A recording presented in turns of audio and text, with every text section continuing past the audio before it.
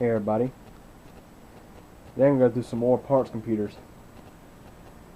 You're probably wondering, what am I doing with all these old computers nowadays? I mean, the technology is so much better. Well, if you already know, one thing that Q Computer Company does is refurbishes computers. We rebuild computers and sell them to keep them out of the garbage. There's many people out there who are looking for computers but can't afford the big price of a new computer, so they often look into refurbished computers, and I usually sell these for around $80 to $100 for the towers after I get finished with them. I've already went through quite a few of these. This one here is just a machine that I own myself, and this is my diagnostic computer. That's a very old laptop that's got a bunch of stuff wrong with it. This is a parts computer itself. This right here is an E-machine case, nothing in it. Down here is another TV box case, and some more stuff. We gotta see what we have here. Got this Acer, and this very old gateway. These computers are stacking up on me very fast because I have been so busy with college and stuff that I haven't had the chance to really go through all these and turn these into working machines. Most of these computers are missing their hard drives and their memory. And some of them have dead motherboards and they have memory, CPUs and drives, that sort of stuff. No hard drives, unless it's a machine that I get from somebody who's just getting rid of a computer. Anyways, first I'm going to go through is this HP here. This is an HP Media Center. See what the model is on this thing. It is a Media Center PC M1160N. That's on a 64 base system. Let's go and have a look at it. Look at how crammed it is inside this thing. These older HPs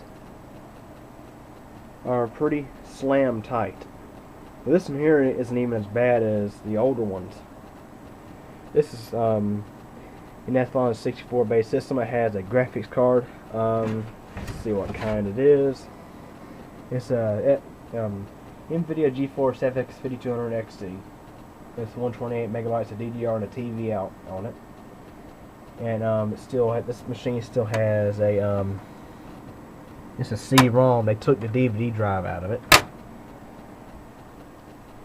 This right here was HP's media bay, some kind of proprietary storage thing.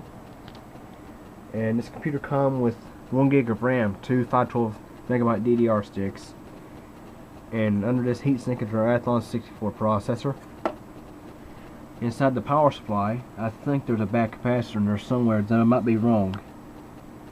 And I think I do see one starting to bulge a little bit, so this power supply here has one back capacitor that needs to be swapped out, and it'll be a decent power supply for a basic computer. Go ahead and pull this heatsink off here. Kind of hard to do with one hand, but anyways. This is a socket 754 setup.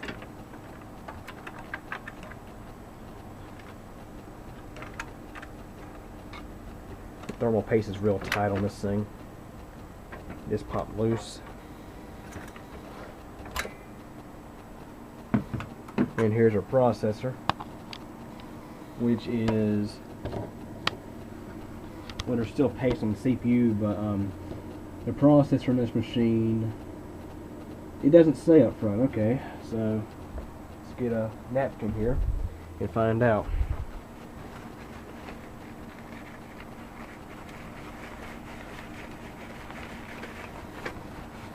And this is a 3400 plus. I'm just going to pull out the memory.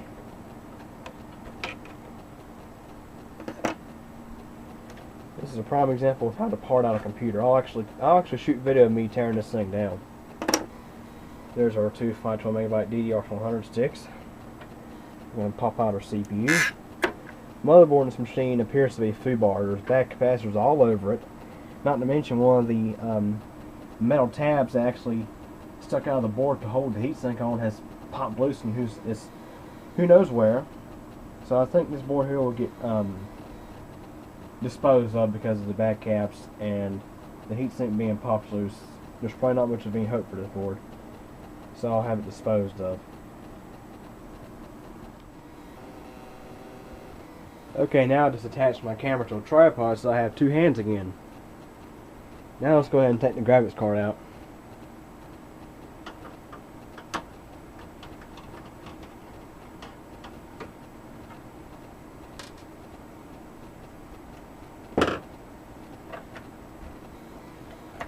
And this is a PCI Express card, I believe. No, that's what I'm trying. It's AGP, excuse me. That's what I remember now. It's staying on the front as AGP. Duh.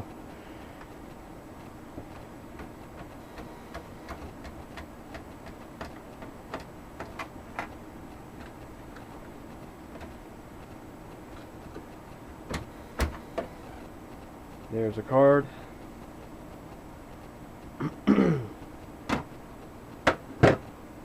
Another back capacitor. This thing is slammed full of back capacitors, and not sure what brand they are just yet, but we'll find out here soon. See if we can get this dumb media thing out of the way. It's right in the way.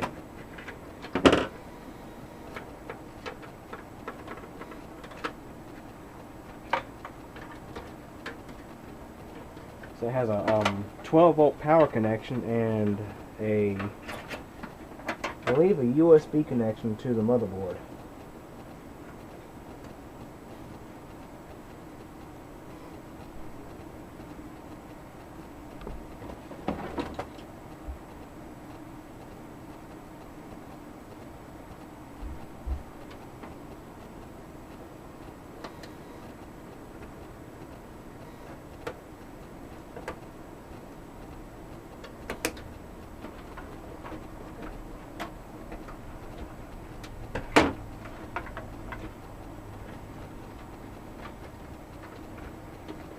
Alright, let's go and rip out some cables.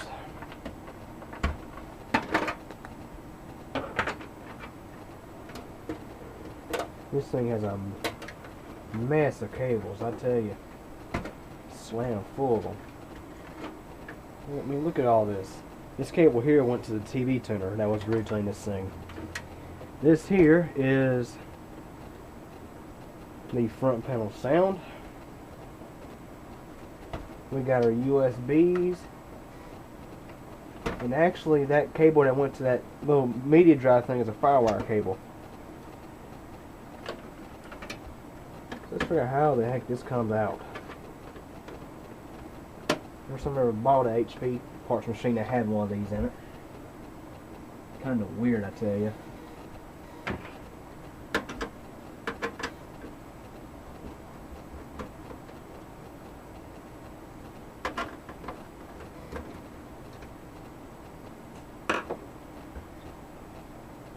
Two more screws here.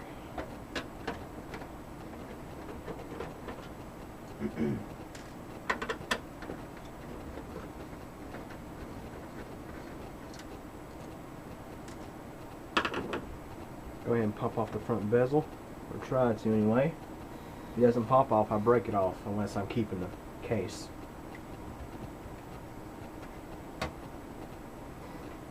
This here side's going to be pretty nice today and it'll come off for me.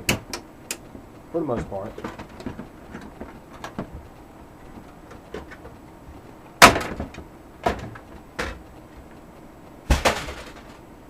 Okay. Now that's out of the way. Now look at that. Isn't that weird or what?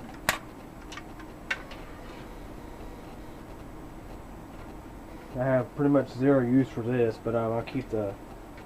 I guess we'll have this little power cable here with a little fuse in it.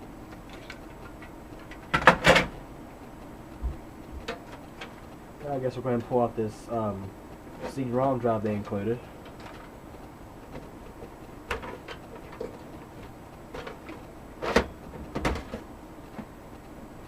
Yep, just basic run-of-the-mill CD-ROM drive.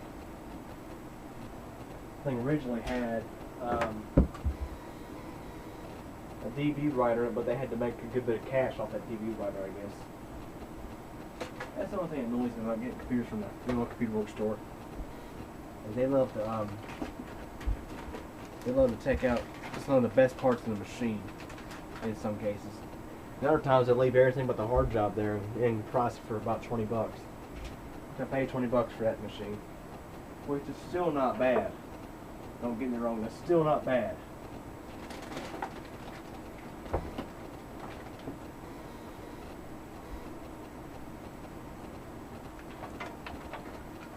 And grab this other cable.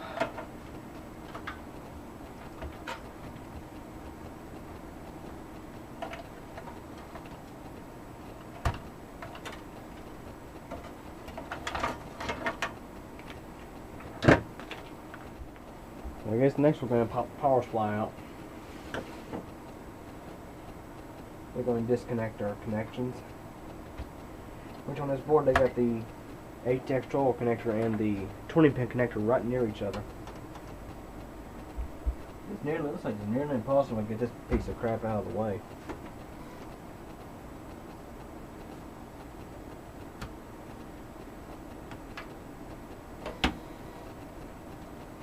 There it goes. Good, it's out of the way. Now I have easy access and you have a better view of this thing. I was almost out of the camera, excuse me for that, but and pop this connector here out. And here is our lower bridge heatsink. And this little piece here is still intact, but the other one has popped out. It's pretty common on these HPs. I've seen it quite a few times.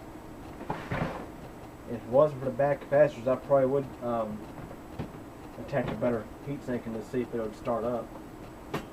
But with the bad caps and stuff, I think I ought to just leave it alone. Just dispose of it. Anyways, here we have a card reader, but since it's such a proprietary design, I'm not going to keep it because I can't just reuse it on a standard machine. And down here we also have a whole bunch of hookups. If you can see or not, all these down here. So that's why this thing has so many cables in it.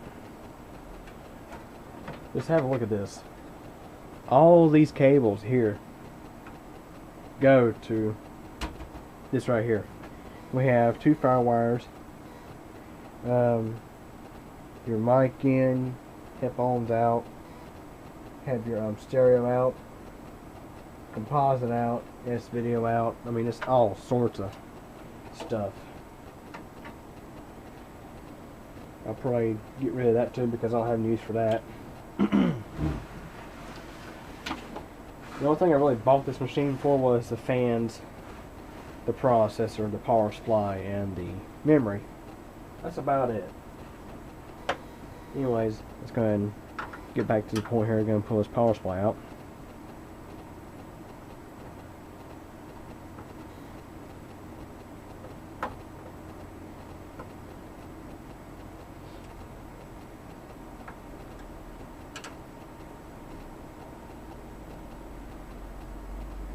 And look here, we have an additional port. This is digital audio out.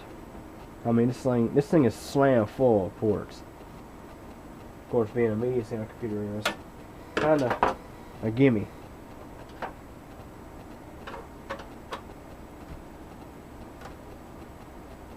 Though what's funny is my parts home computer,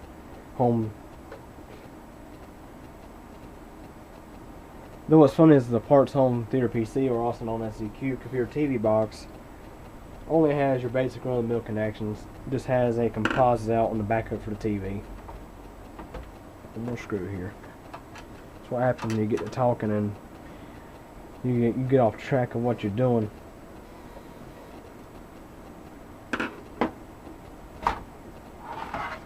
Anyways, here's the power supply. It's a Bestech HCX2 VD12Z. I see plenty of these.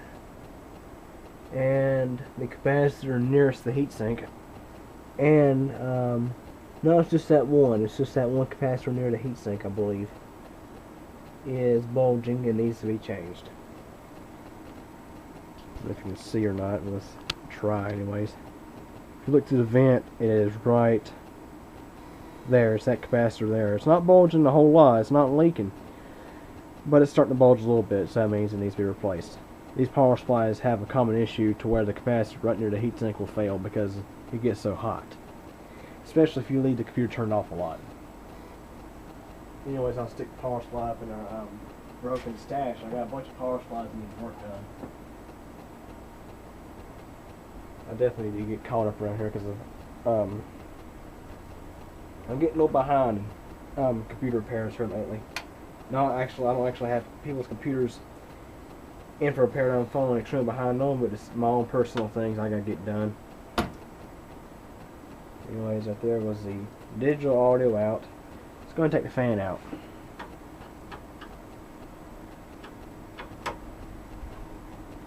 Oh, excuse me for not setting the focus back.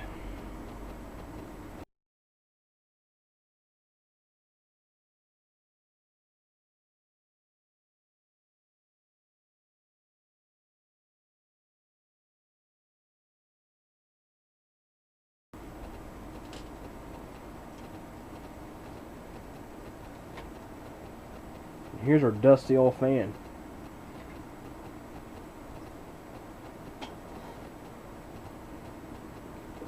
Going to take out the motherboard.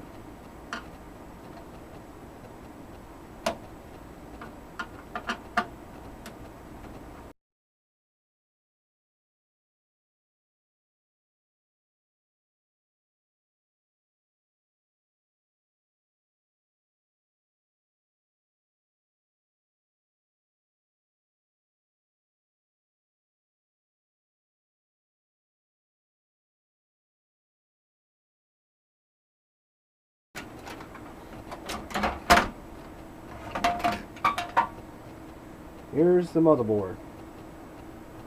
We have several bad capacitors on it.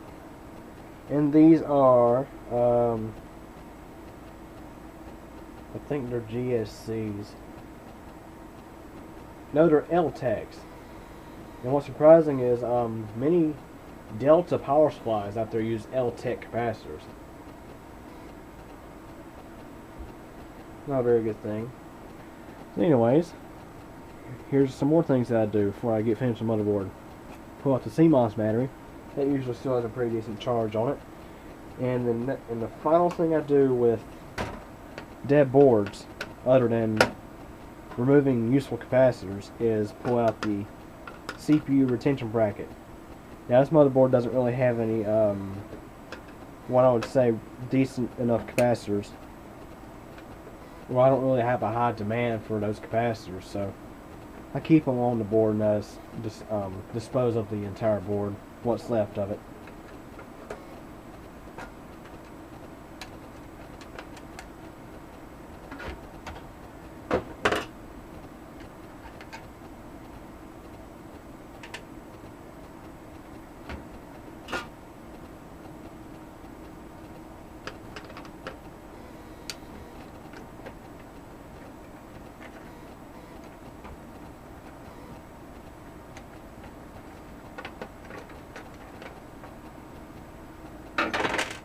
So now let's say the retention bracket breaks on a socket 754 or 939 board. I can easily replace it with something like this. But anyways, that was me parting out a computer for the usable parts, and I got, let's see, graphics card, power supply, memory, processor, cables, screws, that sort of stuff. Anyways, I'll be moving on to the next computer I'll be looking at as a Dell. Okay, here's the next machine we're looking at tonight. This is a Dell Dimension 2400, and it's one of the older models because the side panel door has Dell printed on it rather than having the Dell logo in a circle built into the side of the panel like on the newer models. This machine here has a Celeron processor, probably a 2.4 gig processor, my assumption. It's usually what these 2400s have when they had the Celerons. But let's see here. Let me get this off here.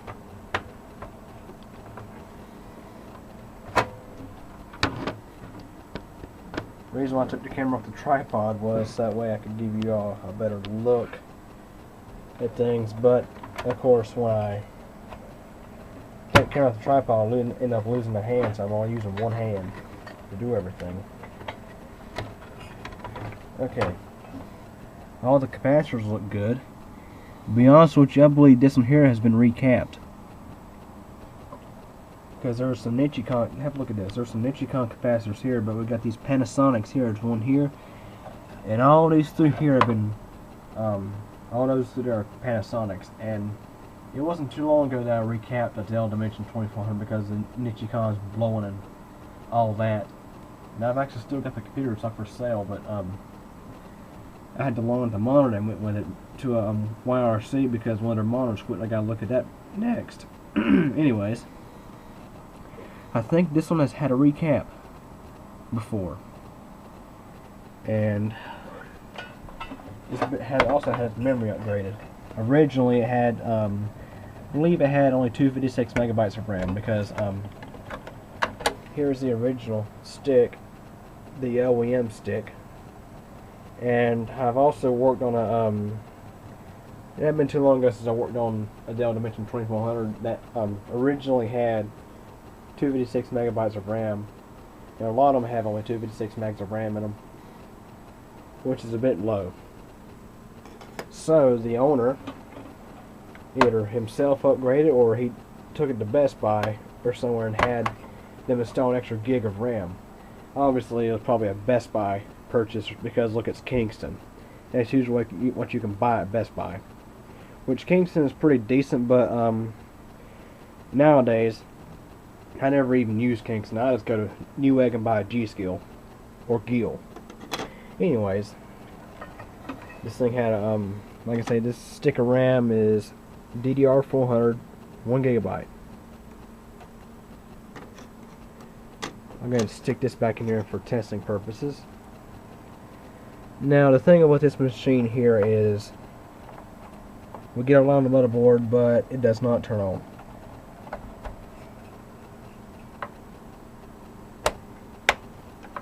So, I'm really going to show you exactly what it does. I'll just close this little door back down.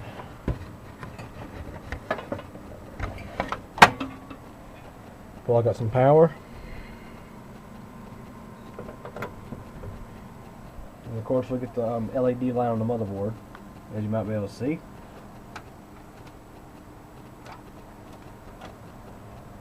But it does not power on. We got a connection down here. It's plugged in. Back here, the power button is working. So we're going to swap out the power supply and see if that fixes the problem. Okay, I just hooked up my test power supply and let's give it a try.